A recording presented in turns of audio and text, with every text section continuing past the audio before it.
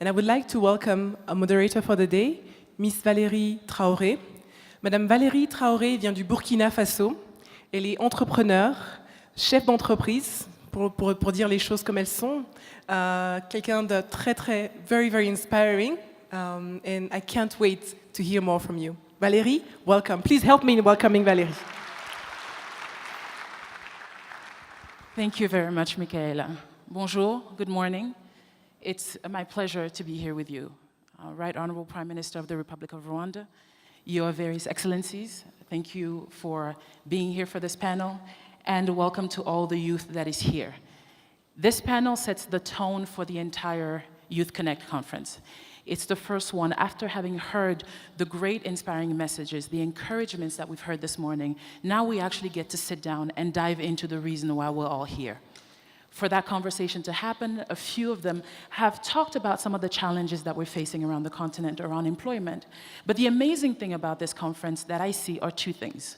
The first thing is it is rare that you see a conference talking about youth that is actually filled with youth. 90% of the people in this room are young people, and that's actually amazing. It is a conversation with youth, not about youth and for youth. So congratulations, and I would like you to applaud yourselves for being here, as well as the entire Youth Connect program and the government of Rwanda for putting this together. The second thing is that the starting performance today just highlighted how much not youth is the future, but is the present and has been the present for a while. It's just taken time for a few to recognize that you are the present, that you have been the present for a while, and you're definitely going to be the future. And that youth in the other area that we're looking at in this country where we've been, for the few of us who've been here just a couple of days, are at the core and at the epicenter of business as well as policy making, of innovation and entrepreneurship in this country. So let's really dive into this conversation to see what else can be done to continue to strengthen what is already happening around the continent, to make sure that the barriers that we are seeing around the continent are actually lifted, and to ensure that not only the people in this room, but the people that you have left home, for those of you who have traveled, are also going to be able to benefit from the experiences that you have here. For that, we have an amazing panel. We have a great panel of 4 people that I would like to call on stage, if my technology tablet allows to work. This is the thing about technology. You want to make it happen, and then sometimes it just bails out on you.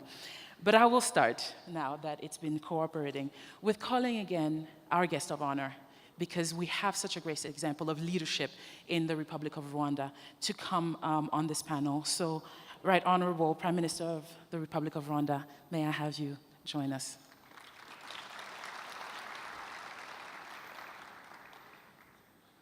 Thank you. Also to look at the different perspective and the role that the AU has had in taking us beyond national borders and looking at how these initiatives are actually spreading out throughout the continent. We have Her Excellency Sarah Agbor, the Commissioner of Human Resources, Science and Technology of the AU Commission, or AKA the Commissioner for Youth, I have heard. Thank you. I would also like to call Ms. Eziakonwa, who you've just heard from the UNDP, who has been doing a lot as development partners to support these initiatives as well as a whole range of other initiatives around the continent.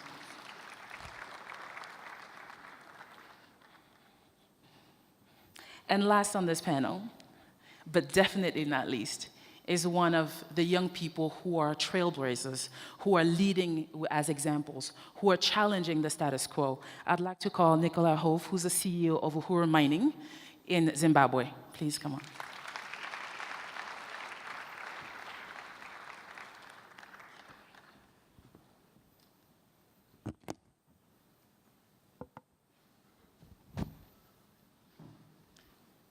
Thank you, everyone, for agreeing to join this panel. Welcome.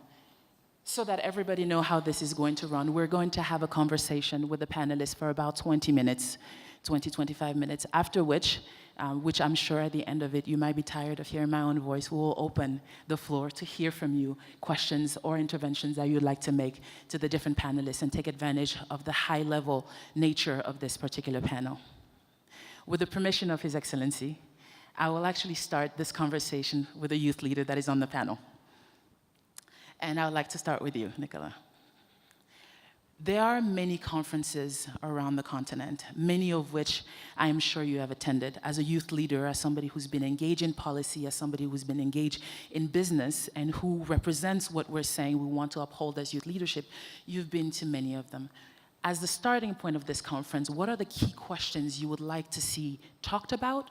What are the key outcomes that you want to take from this so that we don't have, again, another talk shop? What are you looking to get out of this?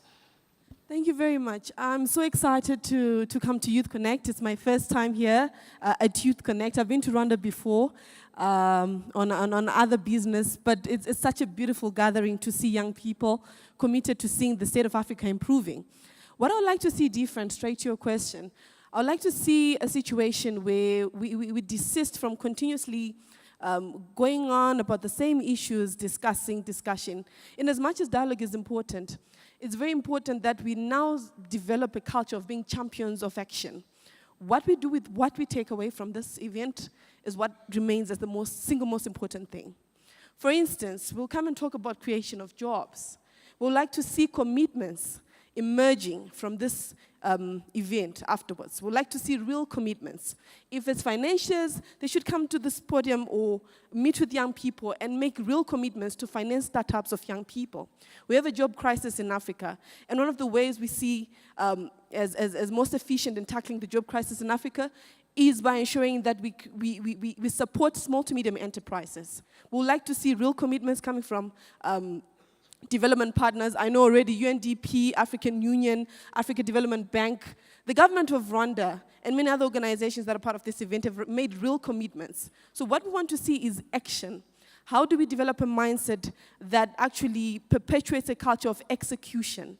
Because I feel in Africa we lack so much in terms of execution. We have piles and piles of plans and ideas on what we need to do, but we don't go on to execute what we talk about. Thank you for that. And I would like to come back to you in a few minutes just to talk about your own process and your own journey in terms of execution and some of the challenges that you're seeing. Part of those challenges have been not only in terms of doing business in our own spaces, in our own corners, but also having access to markets that are beyond ourselves. And for that, I would like to come to you, Right Honorable Minister, to talk about the free trade area.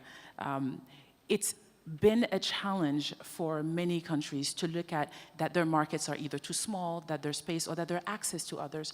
Under the leadership of President Kagame at the African Union, we've now moved to a state where we're pushing for more opening, we're pushing for a free trade area that would allow young people, as well as the not so young of us, to be able to do business across the continent. What do you see as the role of youth, and how can youth really take advantage of this new space and this new opening?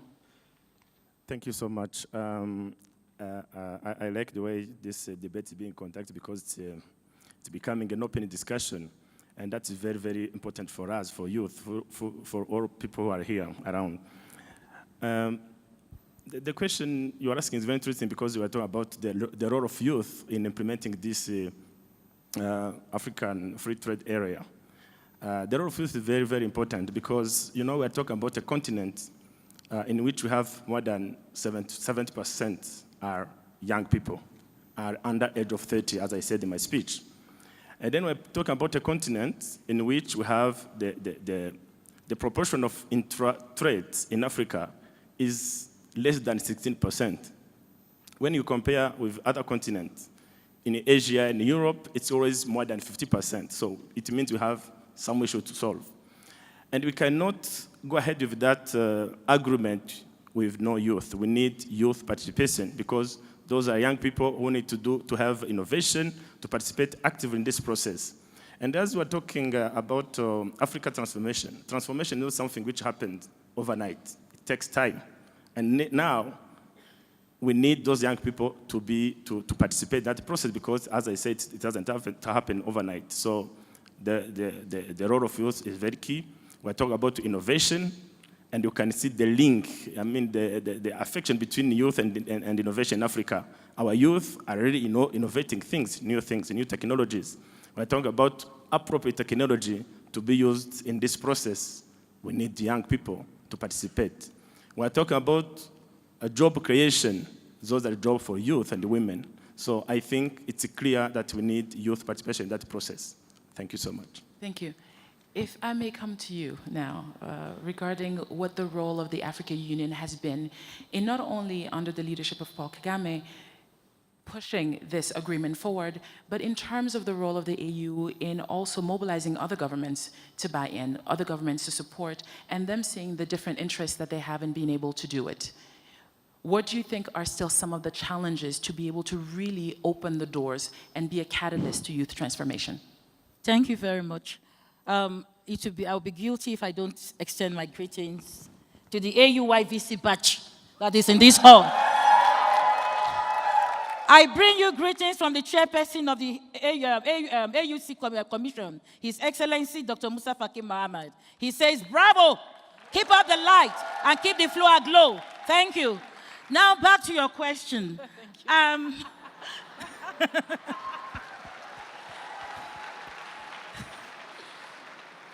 You see why you're called the Commissioner for Youth.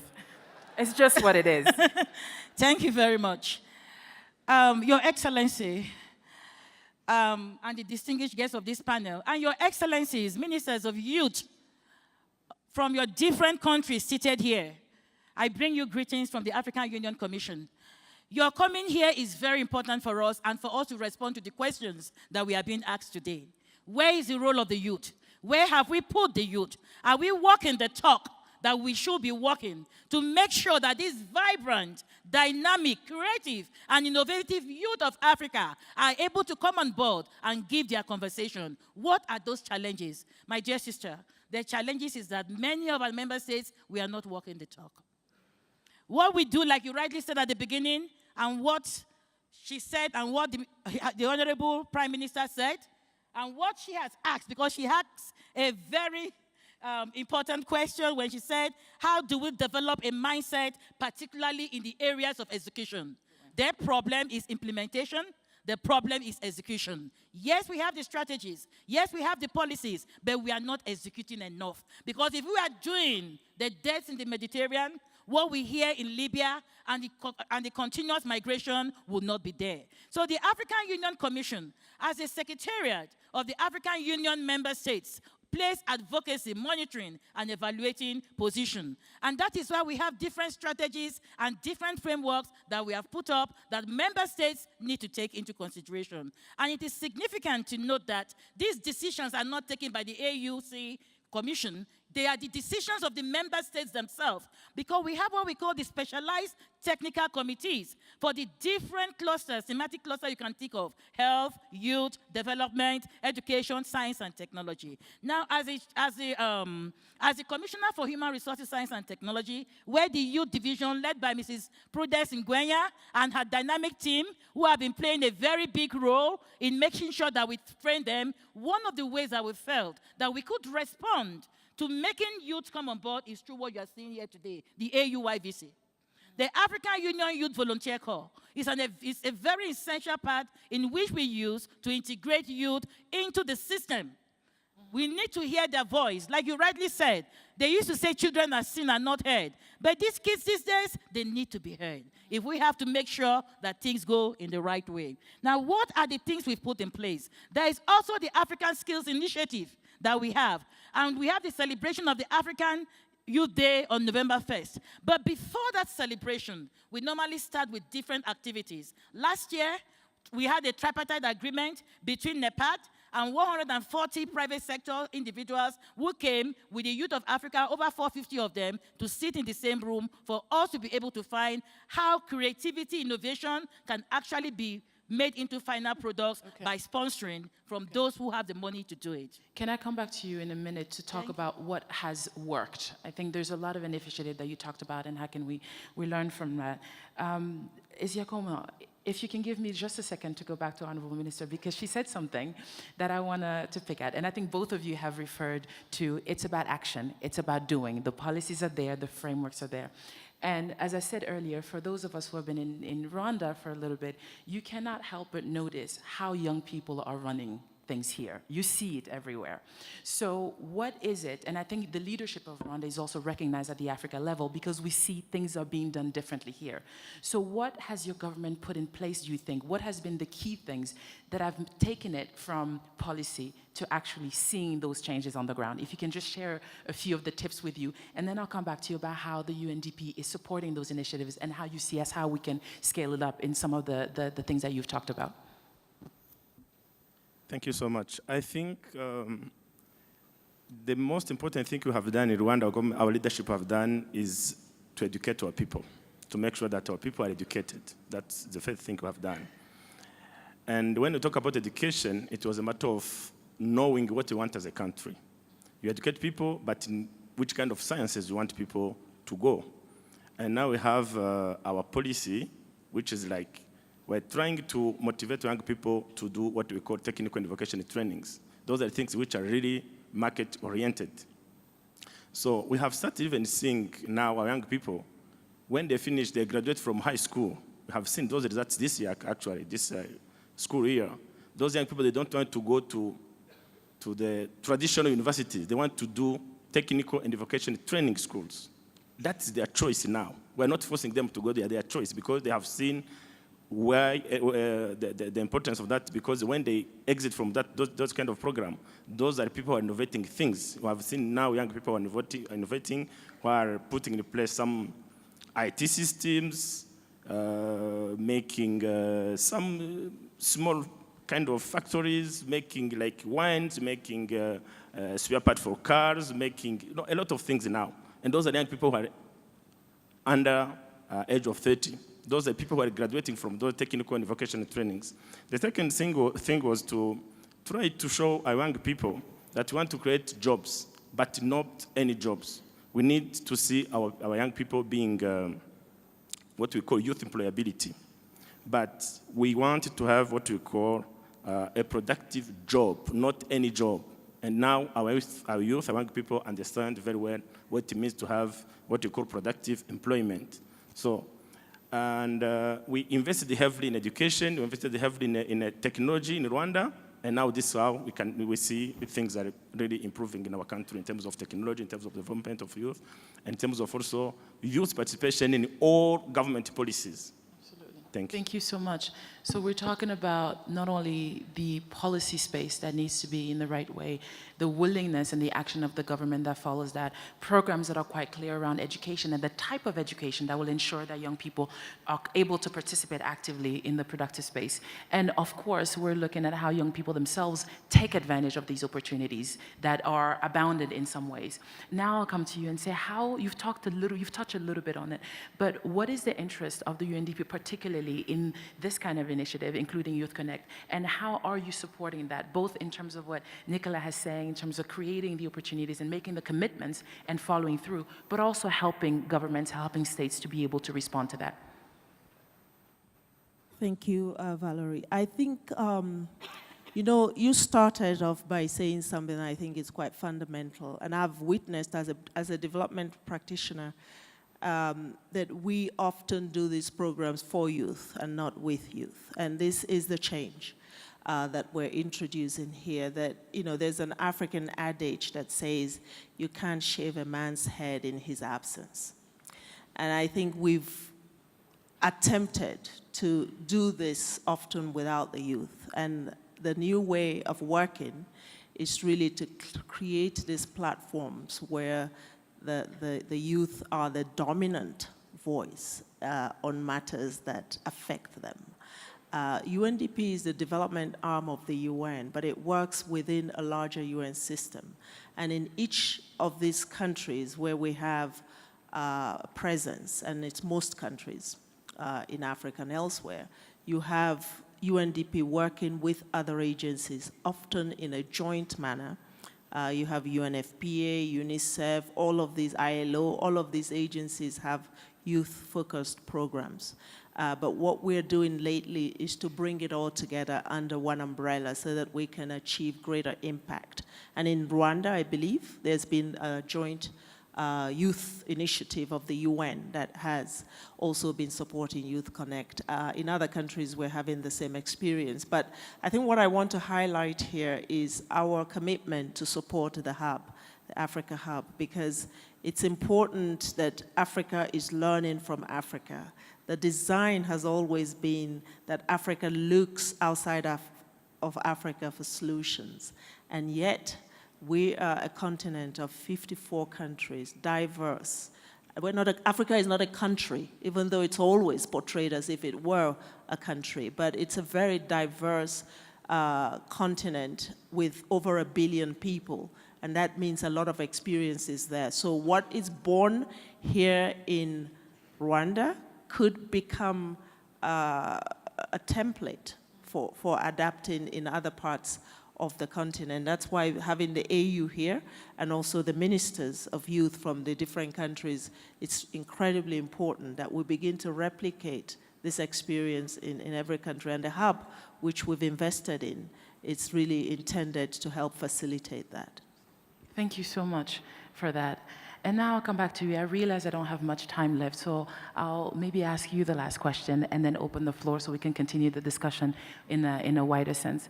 And that is, you have a particular journey, and that particular journey, of course, has seen some blockages, some advantages, but also some opportunities. Can you just give a few words about it? Because it's quite surprising to see a young person in the mining sector. We have the tendency to think young people only ICT, which is great that they are, but we don't see many of them pursuing areas that are not necessarily traditional in the service sector or in the mining sector, which is quite different. So you've talked about some of the commitments that you would like to see. Some of them have already been made. Even the way the program is set up around making sure that young people get there with some serious things is there.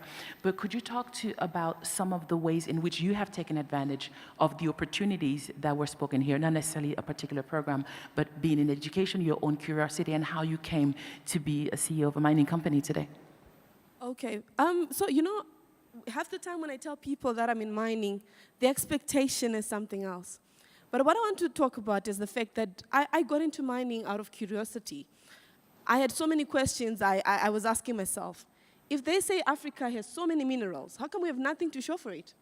If we have such a mineral endowment, how come we have all the coltan, the cobalt, the tungsten, the tin, yet the gadgets we get are coming from other continents? Yet those minerals are actually here in our continent. So I got into mining with that curiosity, wanting to understand why things are not functioning. And I think the beauty of being young leaders is we just don't ask questions, but we want to become part of the solution. And so it hasn't been perfect. It hasn't been a perfect journey. It has had its challenges. But one beautiful thing is coming to connect with other young people who are able, people always think that the most important thing is finance. Yes, finance and capital are very critical, but the most important thing is the human resource. Africa's greatest resource is you and me. We, the young people of Africa, are what we need for each other to function and to better this continent. I've been able to tap into the resources of other young people I meet through the Global Shapers community. You meet other young people like this, the ability to say, okay, what do you have? Who do you know? And if we master that as young people, if we master the art of tapping into each other as resources, trust me, we can transform this continent. Yeah. So it's very critical that we understand. I like what you talked about, the fact that we need to develop a culture of how we can replicate this. We need to look into each other. Rwanda is doing it perfectly. So it's a perfect model that we need to start asking other heads of state. What are other heads of state failing to do? Where are the problems? And the problem we have as young people is we are so relaxed at times in really bringing our leaders to account for some of the things that they're deliberately not doing. Why is it young people in Rwanda can be so active in the mainstream economic activities, and that is not possible in the next country? Mm-hmm. And until we young people of Africa develop a culture of bringing our leaders to account, before we continue to glorify them and they give us the usual politics and the politricks and they give us all the jargon that we're so used to. We need to start prompting them to act and also learn and master, development in this day and age. Development in 1999, when there were wars and what have you, is different from today. And we demand a culture of execution as young people. Thank you so much for that. And I think Honorable Minister wants to add something, please. Thank you so much. I think people are talking about Rwanda's achievements, and my colleagues here was talking about policies, saying that every country has a policies, that the problem was the way those policies are being implemented. What I want to say now is when we're talking about Africa as a continent, we're talking about a continent which exports things and imports other things. But when you look at what we're exporting now, more than 70% of the products we export are primary goods, not processed products. But more than 70% of what we import are processed products. Now, if I talk about trade agreements and youth, who is going to do that kind of job? And we're talking about industrialization. It means we need people who would be able to work for those kind of industry. If we need to process our products, to make sure that we export really processed products. So we need young people. And then when I come back to policies, most of African countries will be talking about policies put in place and the way they implement it, putting money. But for us in Rwanda, we think that putting money is one thing, but you don't look at kind of volume of money we are putting, but the efficiency of spending that money. Because now the issue is when you focus on level of spending, it's not enough. We should also focus on the efficiency of spending. You put money implementing a policy, but what you do, what are you doing within that policy? The way and the efficiency of that spending. This is what I want to add to what I've said before. Thank you very much. I think there's been a lot of things, a lot of richness said around the table. And the greatness about it is that we also have other ministers of youth here that are also part of this conversation and other youth that can deal with that. But you've touched on a key point, and that is the curiosity of youth and going after and looking for something and saying, how can I better get access to something that may not be naturally what I'm called to do? And linking to what our Honorable Minister said about the education that is adapted to not only the need, but that makes young people start to ask, I don't want this, I want this, and this is where I see that my strength can be better utilized. And how does then that take into not only working at the national level, but with this free trade area now, that from Zimbabwe now, will you be able to work in Malawi? Will you be able to set up in Rwanda? Will you be able to go to Burkina Faso? And other youth from these different countries to be able to not only connect in conferences like this, but to connect in doing business together. And on that basis, I would like to open the floor. I know there's a few people around that, thank you, that have microphones. If anybody wants to ask questions, we will take 5 from the floor before we come back to the panelists and get them to answer your questions.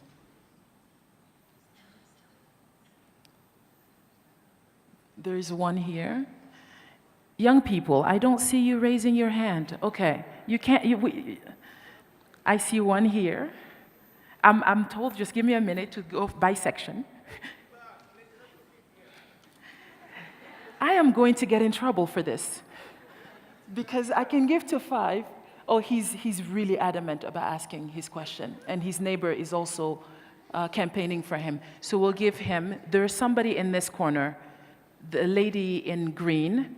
There's somebody who is, will you give him the, there's a young person behind. I'm not saying you're not young, sir. There's a younger gentleman behind you. I saw, you were so visible, I cannot avoid you right in front. I'm sorry, I need another one here, and I may come back. He was the first. And I see the young woman there. So we'll start with that. If we have more, I'll come back to you.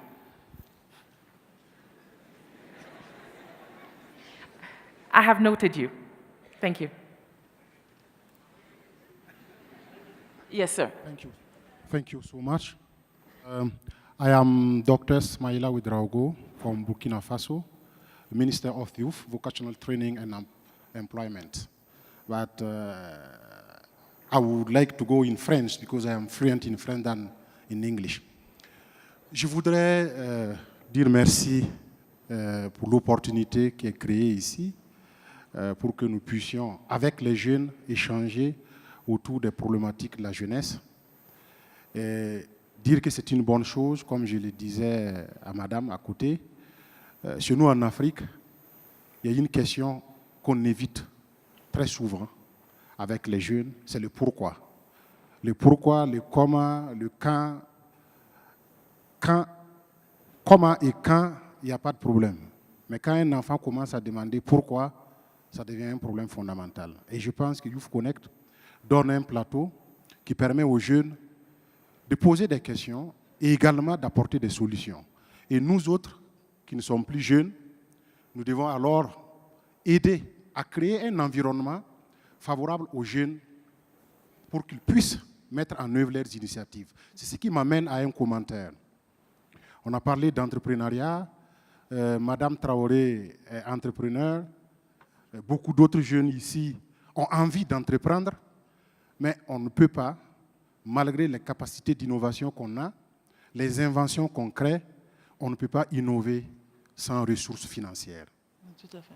Ce qui m'amène à poser cette question, quelle peut être la contribution de Youth Connect Africa à travers un réseautage, puisque nous sommes au Rwanda, c'est le président rwandais qui est le président de l'Union africaine, nous avons la commission de l'Union africaine en charge des questions de jeunesse, parce que je constate que le coût du crédit coûte très cher en Afrique. Il n'y a pas de raison. Parce que quand vous allez, je me suis lancé auprès du Rwanda, de l'Est à l'Ouest, du Nord au Sud, pour prendre un crédit, pour investir, c'est énormément cher. D'accord, merci. Non accessible. Alors quand on regarde un peu les conditions dans lesquelles on donne ces crédits, ceux qui le donnent ne risquent rien. Parce qu'il faut prendre une garantie, il faut prendre une assurance. Souvent, l'assurance couvre le crédit et la garantie couvre le crédit. Et le crédit coûte encore plus cher que dans des pays développés. Donc, je voudrais que nous puissions ensemble créer les conditions pour rendre ce crédit accessible à un moindre coût pour que les jeunes qui ont des idées puissent aller de l'avant parce que ce n'est pas seulement les financements du gouvernement qui peuvent. Et pour cela, il faut qu'en Afrique, à travers Youth Connect ou d'autres initiatives, nous revendiquons plus des banques d'investissement que des banques commerciales. On est rempli de banques qui sont là pour nous vendre de l'argent. Nous n'avons pas besoin d'acheter de l'argent. Nous avons besoin des investissements. Merci. Nous avons besoin que ces banques nous aident à produire de l'argent au lieu de nous commercialiser de l'argent. Merci beaucoup, Monsieur le ministre.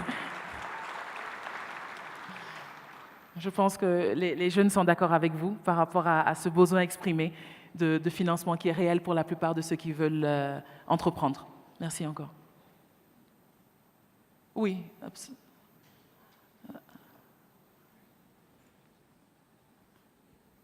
Hello, my name is Zakaria. I am a co-founder of an international organization called Youth for Sustainable Development. I'm a Nigerian, but I'm based in Kenya. The question I want to ask, it's about, it's related to entrepreneurship. In Africa, movement costs a lot of money. For you to move from one country to another, it costs a lot of money. Sometimes you want to travel to a fellow African country and you are applying for a visa as if you are going to the moon. They ask you a question as if where you are going to is the moon. Yeah. So if we want to look at free trade, we also have to, first thing we need to consider is the free movement. So when is it going to be the right time for an Africa to be able to walk on African soil without stress of applying for a visa like going to the moon? Thank you. Thank you. Thank you very much. There was a young woman there. Yes.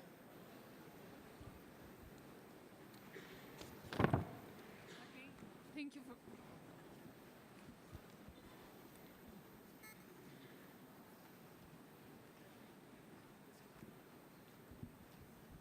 Okay. Thank you for the chance, and my question will be for Honorable Prime Minister, and I want him to specify when he say productive jobs. We want the youth to be so engaged in productive jobs rather than just jobs. So I want the specific characters. Thank you. Could you please introduce yourself? Okay. My name is Medhani Tadessa. I am delegate from Ethiopia. Thank you. I'm working in Yalda AAU. Thank you. There was one in that side. Yes, the gentleman there.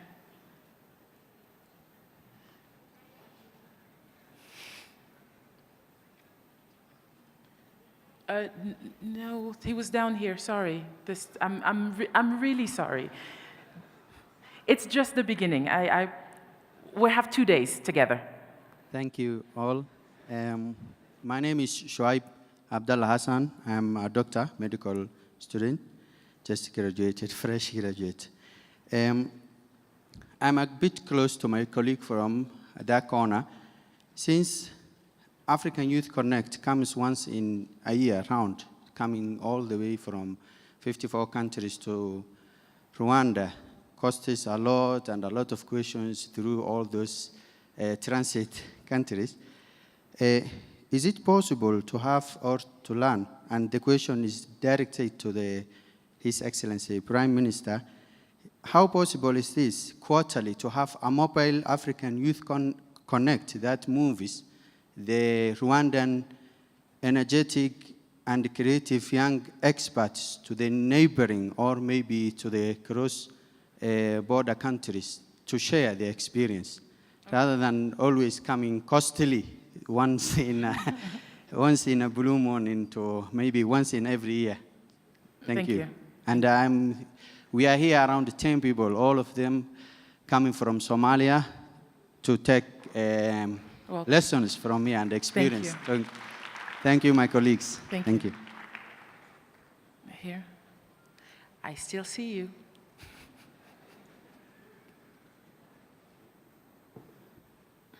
Hello and good morning. My name is Al Harith Al Shibani. I come from Libya. I'm part of the African Union Youth Corps. And also, in terms of my education background, I'm a civil engineer.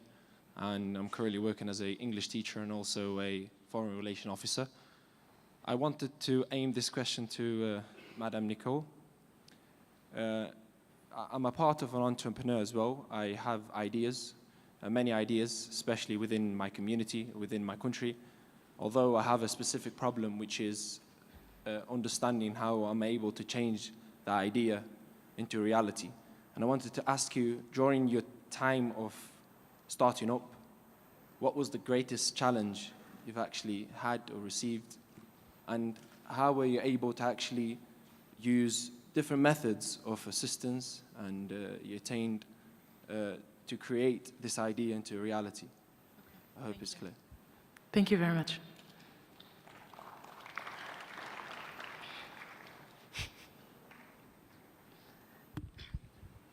Yes, the young woman there. Thank you. Okay, thank you. My name is Yasina Ijihozo, and I'm coming from Akila Institute and one of the co-founders of Master Travel Rwanda. So I have 2 questions and 1 suggestion. So one goes to Grace. And, she talked about job creation for the youth and mindset change. So I would like to ask her for what have you seen as the limitation or challenges that you have seen as an expert in business? And how are you planning to contribute in the overcoming of those challenges? And the second question goes to Sarah, Mrs. Sarah, who talked about the not putting in consideration of their policies and the strategies that they have took. So I would like to ask her, why are those policies or those strategies not being implemented? So, and how are you planning to contribute also in the change of that? So I have another suggestion. It was all about what our statement was saying, that we are doing things for the youth, but not with the youth. So I think that you should engage the youth in taking the decisions, because they're the ones that are really benefiting from those things, or the things that you're doing for the youth. And I really appreciate the Youth Connect Committee and also the Rwandan country to be hosting this. So this is going to contribute a lot. Thank you. Thank you very much. I will use my moderator's privilege to do 2 things out of order. I know I was not right with this corner because you're behind me. I did not see you, but I'm going to have to take only 1 from you. So yours, and then I'll come back to you, sir. I'm still have my eyes on you. But please make it quick so we can get the panelists to respond. My name is Gustav. I'm from Rwanda. I'm a CEO and founder of a Society for Cancer Patient Support. In brief, it's SCCPS. Me, it's not just a question. It's a giving some little comment. Okay. Dear Africans, youth, I want to tell you that you have to understand that Africa doesn't need to be served. They used to tell us that, they have a lot of things to be learning from them. But if you're learning from those people living abroad, I'm telling you, you will find that we are the one who are saving the world. Let's work hard for getting a better Africa. Thank you. Thank you very much. And finally,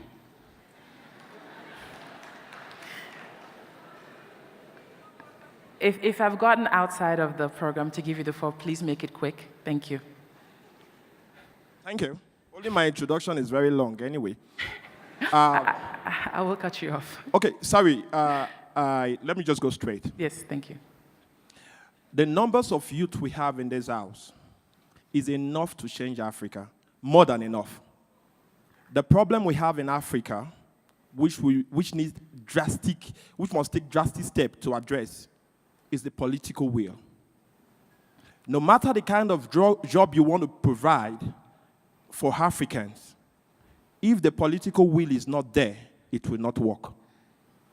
We have an Africa where the politicians want to die in positions. You can clap, clap, clap. I'm talking for you. Don't worry. We have, sir, mommy, please, thank you. Opportunity comes but once. Let me just say it. I didn't introduce myself because I want to go straight to the point. Please, after I finish, let me introduce myself. Thank you. Distinguished personalities in the house and vibrant youth in the house. Today, we live in an Africa that we have young people that can revolutionize Africa in a twinkle of an eye. For everyone that has spent their time to come here, they are born leaders already. Because I know what it takes me to come here. And I tell you, African leaders are so selfish that even when there is opportunity, they give it to their kids, forgetting the less privileged. We keep going to conferences, but I'll tell you, my leaders, I'm sorry, I'm saying the truth, and the truth actually ought. Madam, the truth is that when I say we are selfish, I know what I'm talking about. It's only in Africa that they don't retire. You send your kids to school, they graduate, they come back looking for a job, and they're already 30, 35. You are 65, you are still in that job. You are the one taking their job, there's job. Retire. Yes. And I will ask you to make it quick. We still have to finish the program. Okay, and you've already been able to intervene. Okay, I will Please just stop introduce here. I'll yourself. just stop by introducing myself because my introduction is enough. Yes. My name is Ambassador Young Pierre, Ambassador Youth for Human Rights International, founder Jet Age Nation Builder. I'm from Nigeria. I'm currently... Confirm. I am currently the youngest senatorial aspirant in the history of Nigerian democracy. Thank you. And it's not easy. I'm sure it's So Africans need to support their own. Thank you.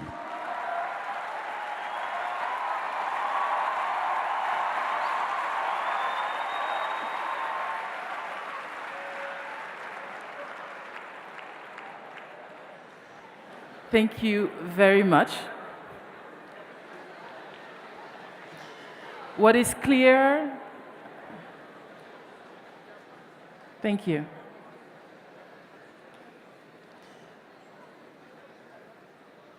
What is clear from this last intervention is that he's definitely a politician that's campaigning. Good luck to you.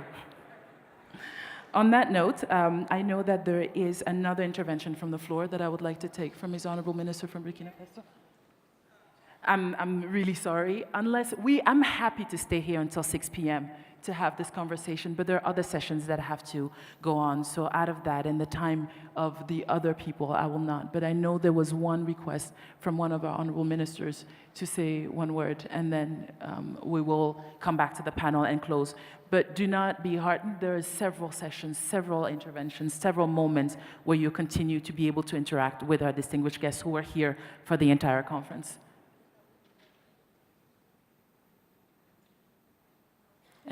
En français? Oui, en français. Merci. Je suis M. Amadou Ndiaye, directeur de cabinet du ministre de la Jeunesse du Sénégal. Commencer d'abord par remercier les panélistes. Je pense qu'ils nous ont gratifié de belles exposés. Et à cela, vraiment, je les félicite. Non sans quand même, en tout cas, soulever quelques préoccupations, certainement qui ont été en partie abordées. Je veux parler de l'employabilité, effectivement, des jeunes. Monsieur le Premier ministre l'a dit dans son propos, il faut préparer ces jeunes. Et je pense qu'au Rwanda, ils ont eu à mettre l'accent sur l'éducation et également la formation technique et professionnelle. Je pense que c'est une option judicieuse. Judicieuse parce qu'on a affaire, effectivement, très souvent à une jeunesse ou bien formée, mais uniquement au niveau du cycle fondamental, ou bien pas du tout formée. Et je pense que si on mesure l'attente qui est liée à cette jeunesse, qui représente 70% de nos populations, et qui est composite, je veux dire, composée de plusieurs jeunesses.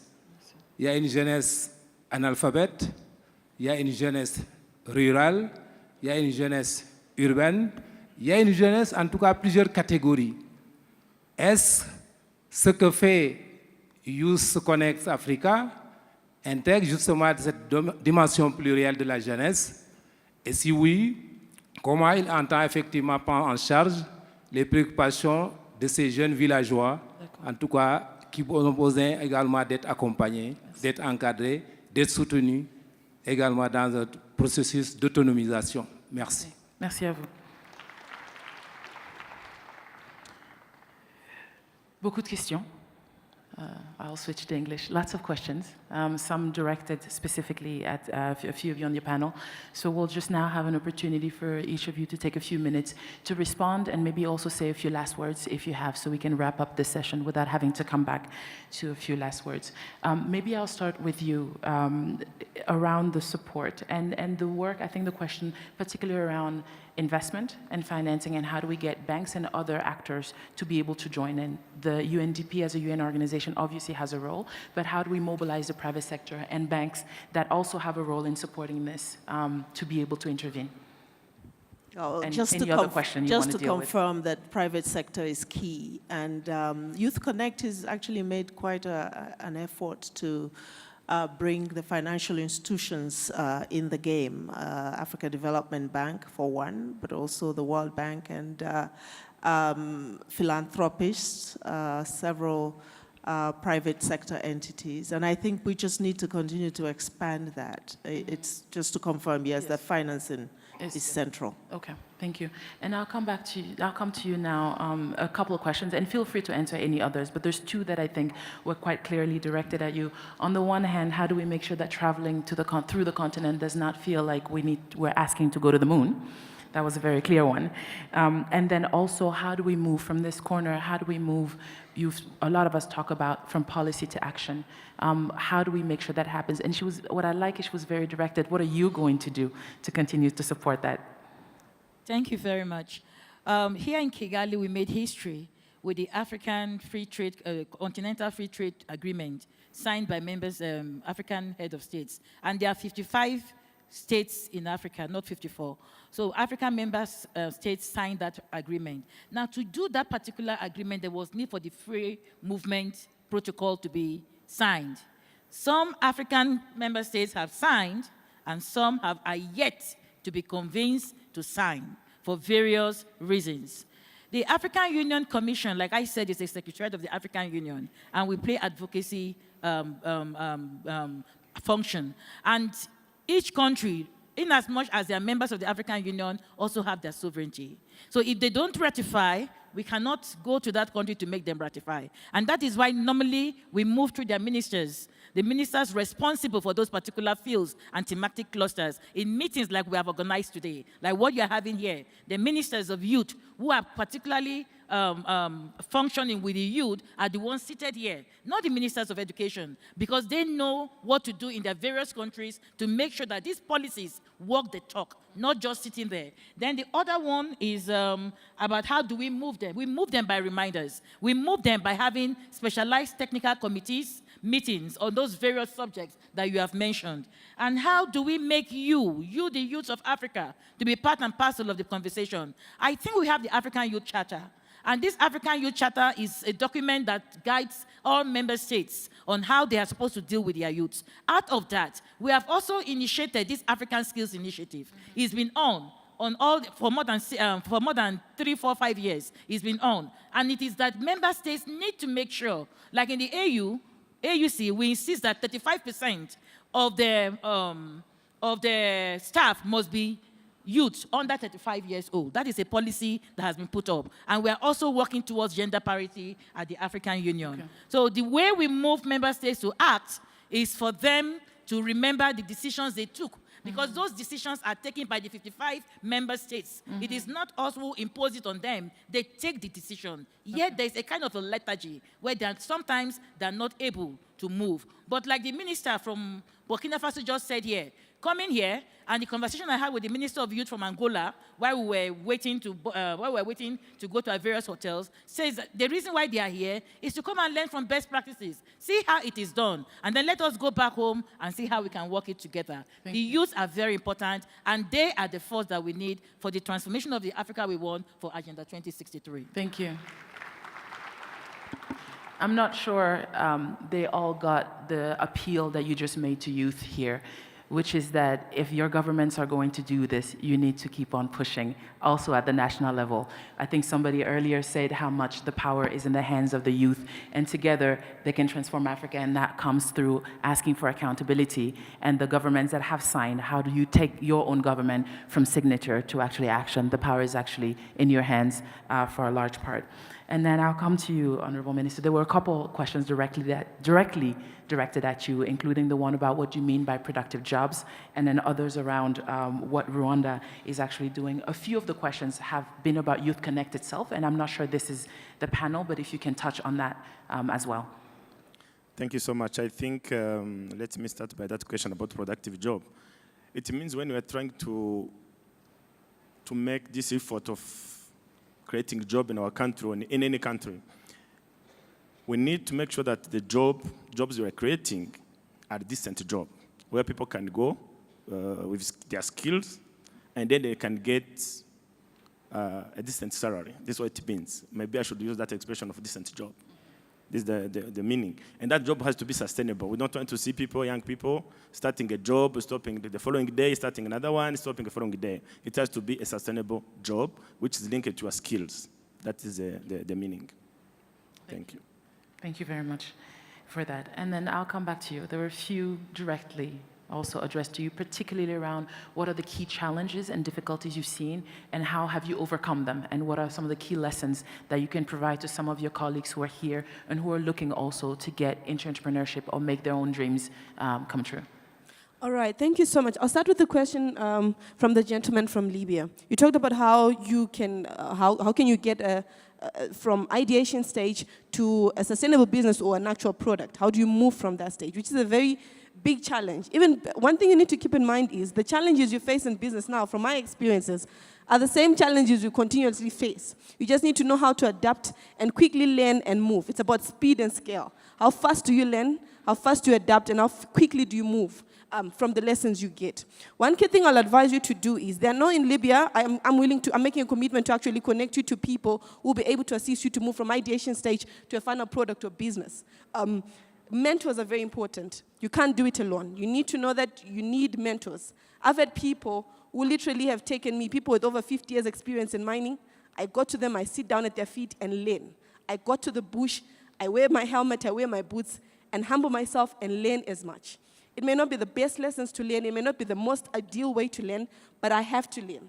I have to have someone who walks me through and teaches me. And that has been the fastest way to learn. You learn on the job from the people who are willing to work with you. And I'll talk about entrepreneurship support networks. They're very important. I know here in Rwanda, Rwanda is amazing. Sorry, I'll say Rwanda is perfect. Rwanda is, so I wish I was Rwandan, but I'm happily Zimbabwean. They have such a huge support network for entrepreneurs. There's this hub and that network supporting entrepreneurs. Always constantly supporting them with ideas, with finance, with consultancy. And that's the beauty of belonging to one. So I'll advise you to belong to one.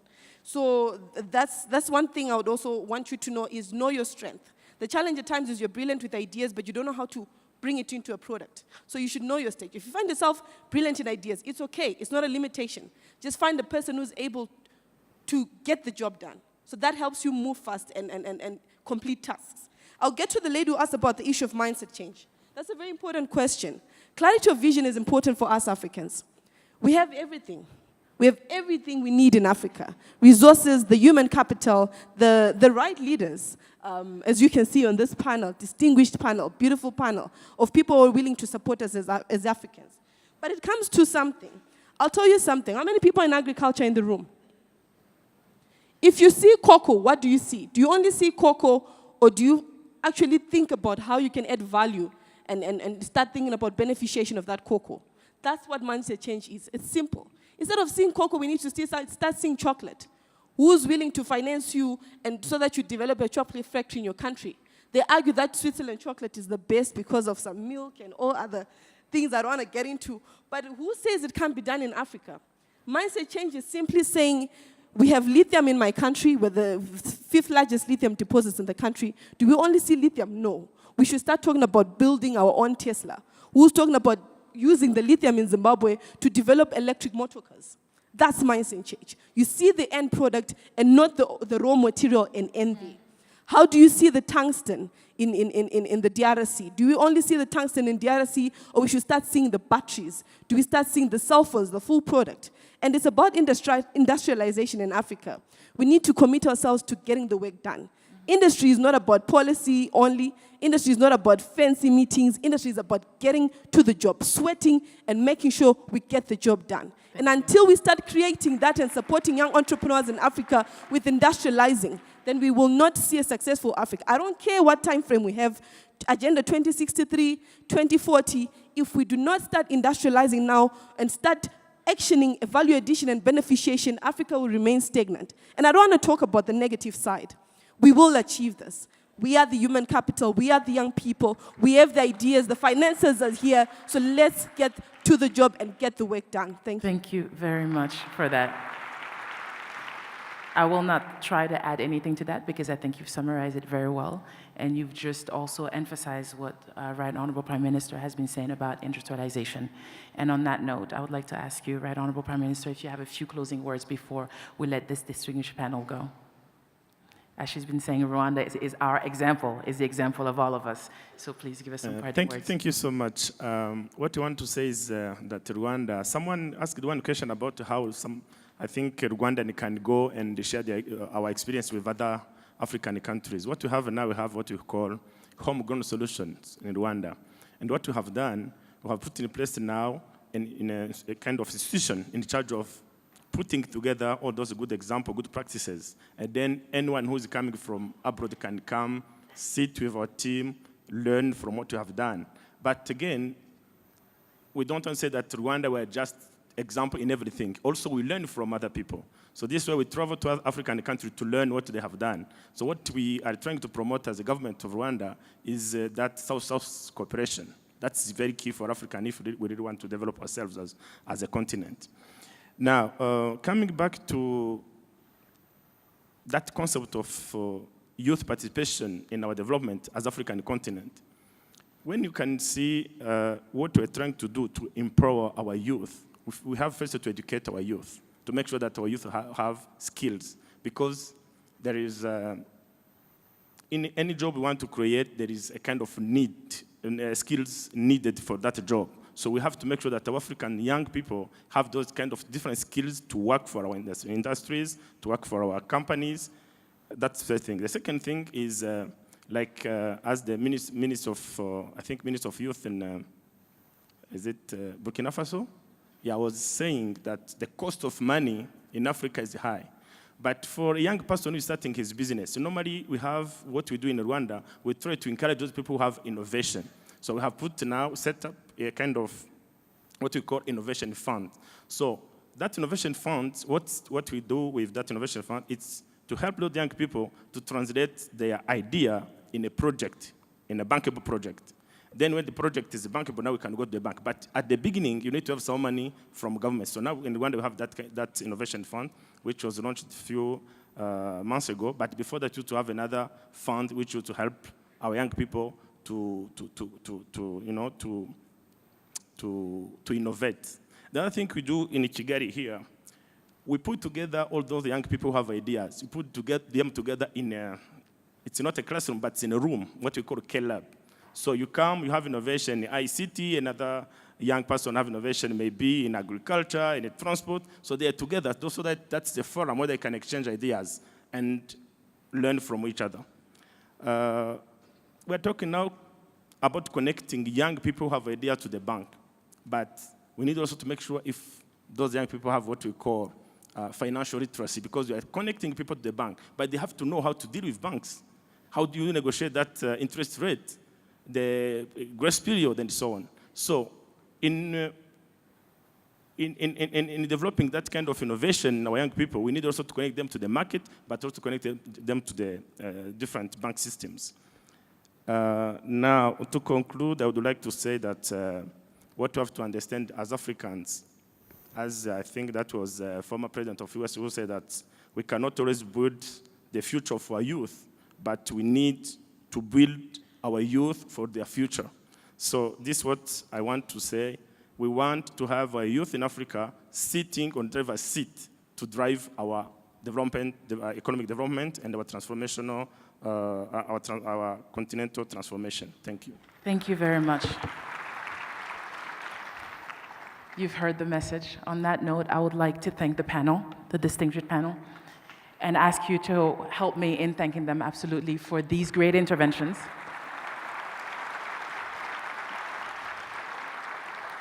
And as you've all heard, they're still there and ready to engage with you. Thank you, Honorable Minister. Thank you. Thank you.